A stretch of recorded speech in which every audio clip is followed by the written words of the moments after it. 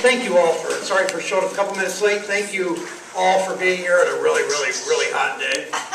My wife Connie Schultz, the mayor, introduced, and this is only the second day we've ever really brought our dog any campaign appearances. She's a puppy. It's the first puppy I've had since I was a little boy. And my daughters who are grown say, "Dad, you finally got the son you always wanted." And we named our dog Franklin after FDR.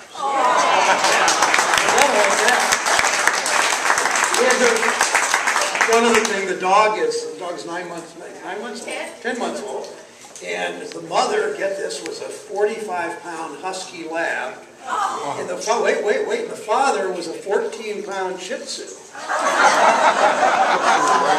And usually the woman's reaction to that is, whoa, and the man's reaction, yeah. That's usually what we hear from people. So, stop.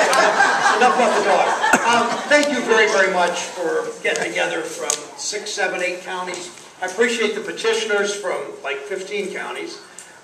Every place this side of Indiana, looks like from Toledo to Dayton to my hometown of Mansfield, maybe kind of everybody. But these petitions are really important. You saw what they've done with redistricting. It may be a blessing in disguise because of the young woman standing near my wife there, Angela, and the kind of candidate she is and the way they've drawn this district. It made it a little bit better for Democrats, and she's doing things right in this race. And a lot of us are really excited.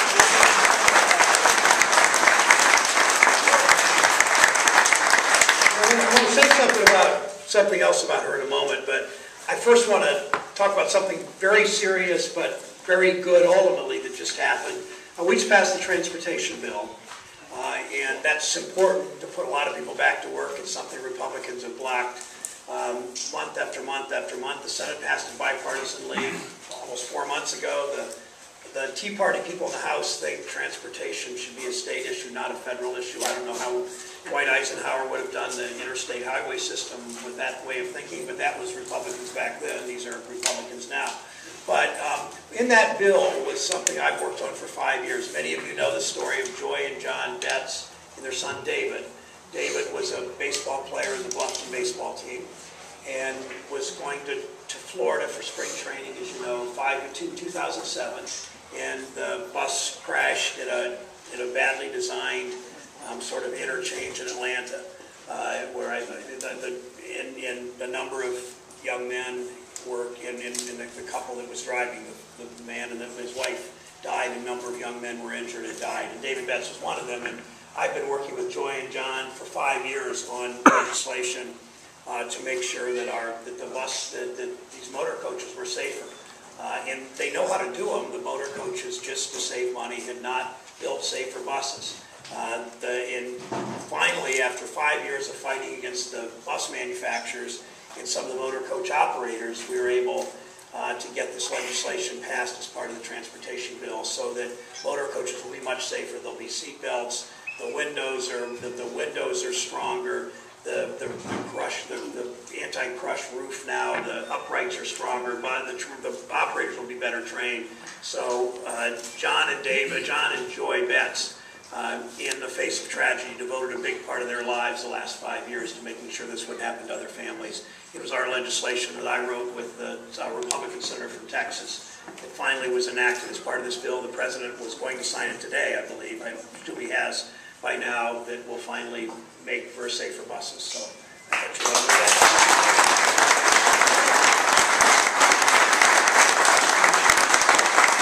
The Betts family, I believe, lives in Williams County. I think they live in Bryan. Is that right? I believe they live in Bryan. Yeah. So, Bryan, I know. Bryan, Ohio, where they used to make Etch-a-Sketch until Walmart came in and said they wanted to make it. It's true. Right. I know they do. That's exactly right. And that is part of what her race and my race is about. I didn't even plan that until you said Bryan, Ohio that way. Just say that. But 10 years ago, Walmart went to Bryan, went to the Ohio Art Company, and said we want to sell Etch-a-Sketch cheaper in Walmart, and they shut down and moved to China for all intents and purposes. And we've had a government, and until recently, we've had a government that's pretty much betrayed us on trade policy. And that's one of the reasons we lost these manufacturing jobs. Between 2000 and 2010, that 10-year period, we lost 1/3 of the manufacturing jobs in this country. More than 5 million manufacturing jobs lost in that 10 years. Since President Obama took office, since we have begun to work on the auto rescue and enforcing trade policy, we've seen almost 500,000 job increase. First time in 12 years we see manufacturing job increases. You know what it means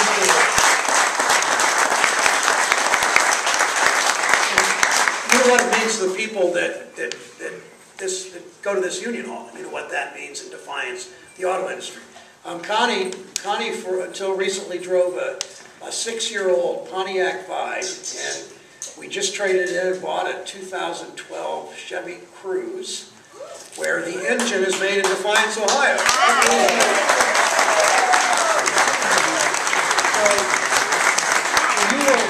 I don't give away anything, but you will be hearing more about Defiance, Ohio when it comes to the Chevy Cruze in the months ahead. But the Chevy, I'm going to just tell you about this car. This is an Ohio car.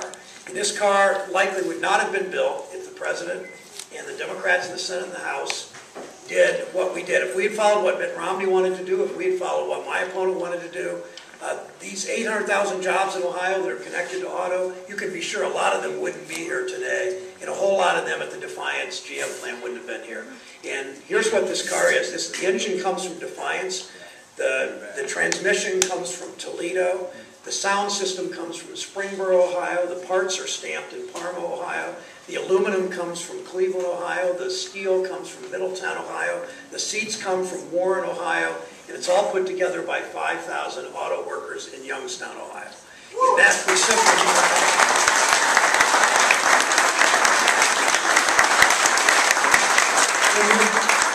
when you look at her congressional race is going to be watched all over the country for this reason.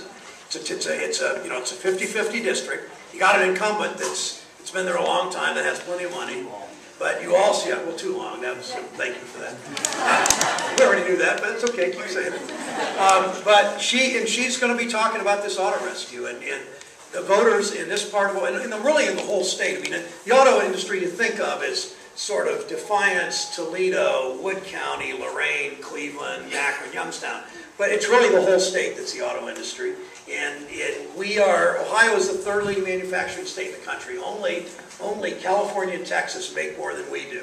And many of you are here today. Many of you joined the middle class because you had manufacturing jobs. Many of you, like my wife, got to go to college. First in her family went to Kent State. Got to go to college because her dad carried a union card as a maintenance worker at the Ashtabula Illuminating Company, electric power plant. And a whole lot of you got to go to school because your parents had good manufacturing jobs, usually at union wages, but sometimes non-union. But that's what sent you to school. That's what gave you a middle-class living. And manufacturing is not everything, but it's going to be a major part of what we do. And it's not just this manufacturing policy, the auto rescue. It's also enforcing trade policy.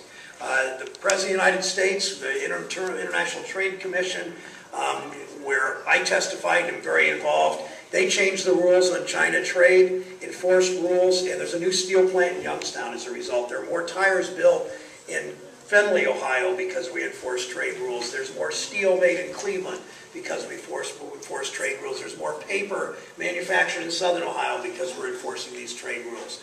And if we're going to keep moving this country in the right direction, remember, 5 million job loss, 5 million manufacturing jobs lost in those 10 years between 2000 and 2010, 500,000 gains since 2010. That's why it's so important to keep this country going in the right direction. And one of the big steps in doing that was this week when the Supreme Court did the right thing on the health care law.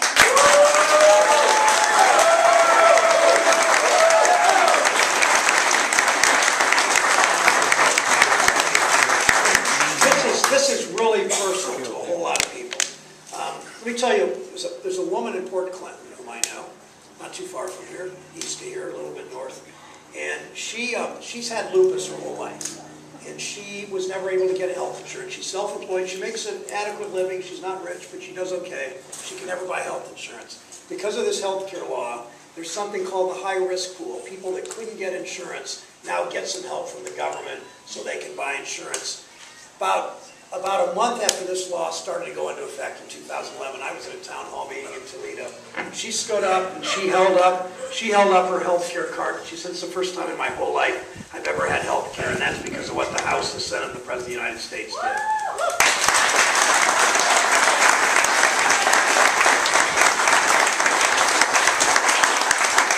Franklin's not very good at cheering at the right time, but 1 million, or more than 1 million Ohio seniors have already gotten benefits from this health care law.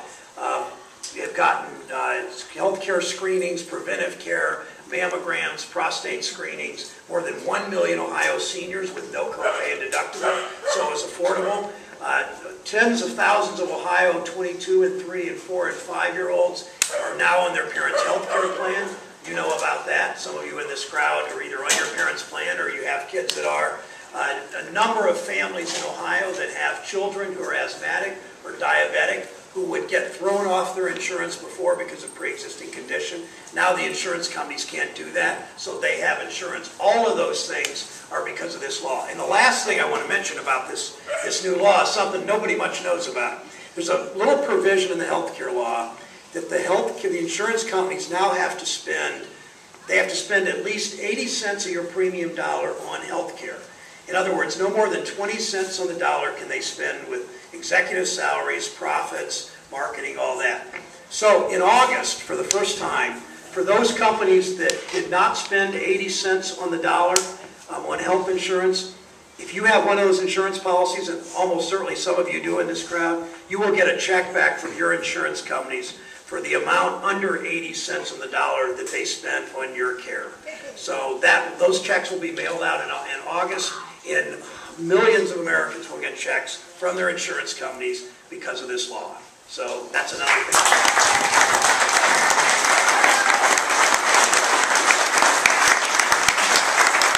Let me close with this. You know what this crowd. Well, back in 2010, people that think the way we do lost a lot of elections, and the Republicans running for office in Ohio and across the country said it was all about jobs, right? And it was. Well, except when they got in office, they really kind of forgot about that. You remember they immediately went after collective bargaining rights, they immediately went after voting rights, and they immediately went after women's rights. And we know that's the way they play the game. And we also know it's not just that they went after voting rights, what they did in redistricting, how they went after voting rights to try to repeal laws that had been written bipartisanly. At the same time, you know the kind of money they're spending all over the country, and particularly in Ohio. These outside groups, we don't know where the money comes from. We know it's Karl Rove, directed by Karl Rove. We know it says U.S. Chamber of Commerce. We know Pat Boone gets on there and talks. But we don't know where the money really comes from. They spent $9.5 million in Ohio in attack ads against me. That's more than any state in the country. And, you can bet, I got to think it's oil company money because I want to take the subsidies away from the oil industry, the tax break they get. You can bet it's companies that outsource jobs because I want to stop the outsourcing of jobs. You can bet it's the big banks and the Wall Street banks because I've got legislation to break up the 6 largest banks in the country. So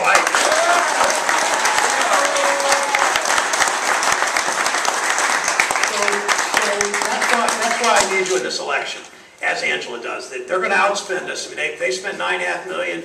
Well, actually, with all combined, they spent about $11 million. We spent about $2 million. We're going to get outspent 2 or 3 to 1, maybe 4 to 1 at the end.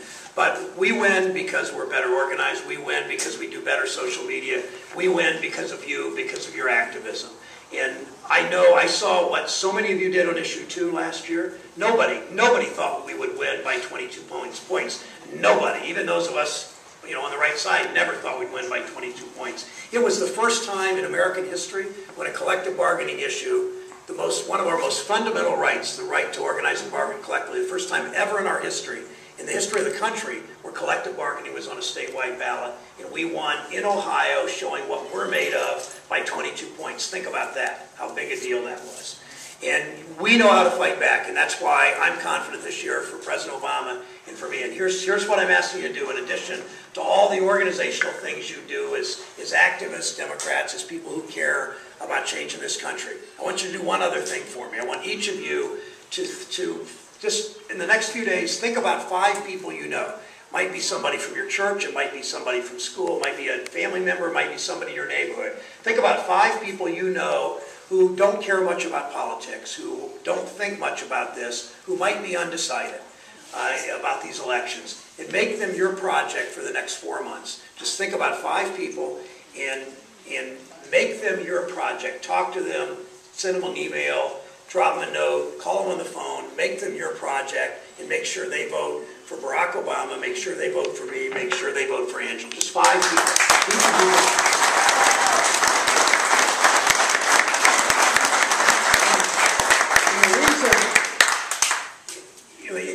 The reason people will listen to you is, don't ever forget, you know more about politics, you know more about government than almost anybody you know. You care about this, and think of the people you know look to you because you care about it and because you know it better than anybody else. So make sure you use that influence you have with people in your sphere of influence, your church, your school, your neighborhood, your family, your workplace, and you can make all the difference in the world. I'll close with a story about my wife. Where she went.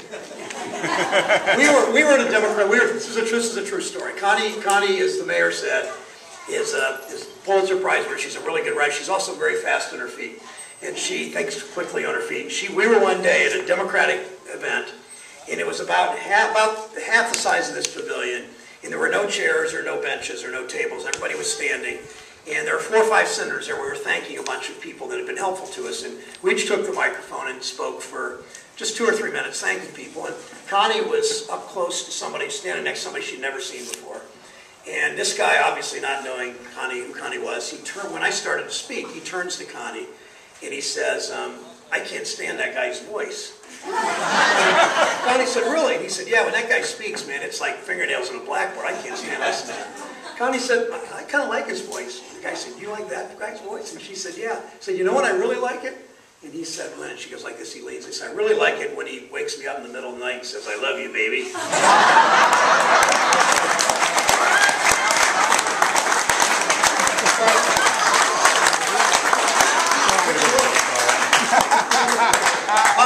Thank you for your activity. Thank you for coming out on a really hot day. I really appreciate it.